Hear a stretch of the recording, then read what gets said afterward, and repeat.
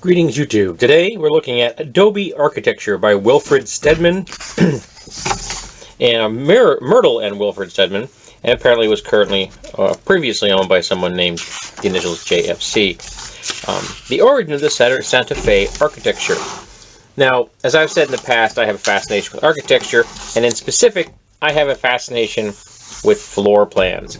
I love floor plans. When I was younger, I would buy house magazines just to look at the floor plans and imagine how I would set the house up, how I would modify the house. So my fascination with maps goes back a long way. And Adobe architecture with very thick, mud or masonry walls is a great way of regulating temperatures within a building. And I love this kind of thing. I really do. Hey, built-in garage. It's kind of funny that that's the size of the garage. Like that would be so tiny, mostly like the size of my garage, which I don't use as a garage. I use it as a storage shed because it's just too small to put a vehicle inside, really. It says with a dining room, and now you start seeing a much larger structure, even though it only has a single bedroom. Then we have one that's claiming central heating. Now here we start getting into a multi-bedroom home with like a bedroom wing, and then we have the more public zone. And that's really the kind of house I used to love when I was a kid. I like the idea of having a private area. And again, ridiculously small garage. We have a 3-bedroom setup here.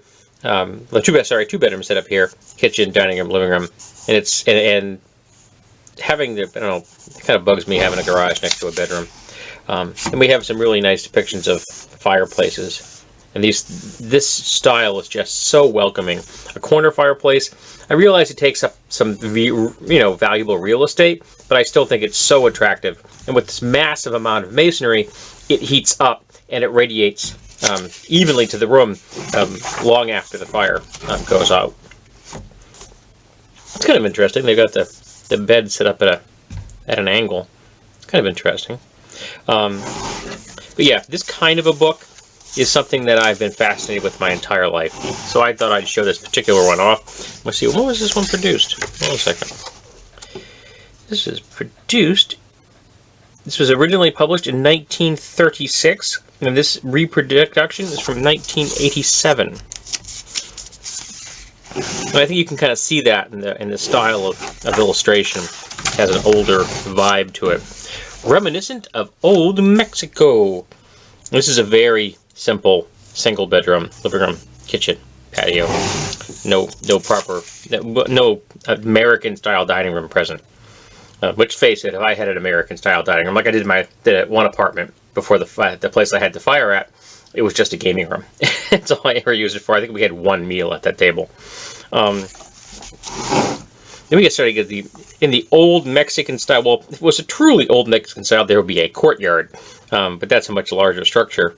But here we have no garage, which is fine. I have no problem with a separate garage, or none at all. But you have 2 bedrooms and the bath located in reference to the bedrooms themselves. Can you get to the bathroom without the bedrooms? I don't think you can. I find that slightly inconvenient. In my home, the bathroom is off the kitchen, which I think is the preference for me. Then we get into the style of furnishings and doors and things like that you find in Adobe construction. And then we start getting into some of the construction details, like how this stuff was done, how it was produced, the molds for creating the mud bricks, like this, letting them dry out. And it's even showing them in different degrees of darkness, showing this is the lighter, which is drier, and these are new. And showing how you lay them down.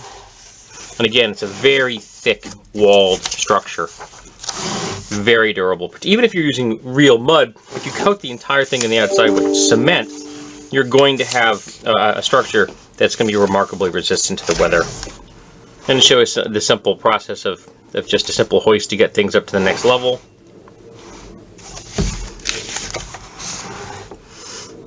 And again, even baking some of the bricks to get a harder, more durable brick. Oven built especially for forming Adobes.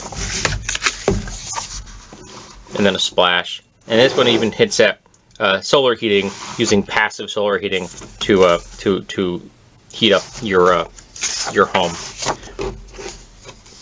But yeah, this is the kind of thing I ate up when I was younger, and I love this book. It's just so neat to me.